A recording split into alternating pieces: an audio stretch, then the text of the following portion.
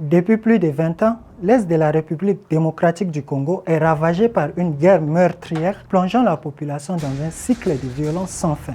Goma, ville stratégique et symbole de cette instabilité dans le nord Kivu, est aujourd'hui l'épicentre d'une crise humanitaire alarmante. Depuis quelques jours, c'est l'escalade dans la région entre les forces armées de la RD Congo et le M23, perçu comme mouvement rebelle soutenu par le voisin rwandais, selon plusieurs rapports d'ONG et des Nations Unies. Les deux pays se rejettent la responsabilité de cette instabilité alors que les processus de paix ont échoué jusque-là. Au-delà des affrontements armés, les ressources naturelles de la RDC attisent les convoitises internationales. Or, coltan, uranium, ces minerais essentiels aux industries technologiques et énergétiques font de la région un territoire sous tension. Derrière les violences, des multinationales et des réseaux influents exploitent ces richesses, alimentant indirectement le conflit. Si la Turquie a appelé à la désescalade et a proposé sa médiation comme elle l'a déjà réussi entre la Somalie et l'Éthiopie, le plus choquant demeure l'inertie de la communauté internationale et des grandes puissances qui peut-être trouvent leur intérêt dans cette instabilité de la RDC. Trafic d'êtres humains,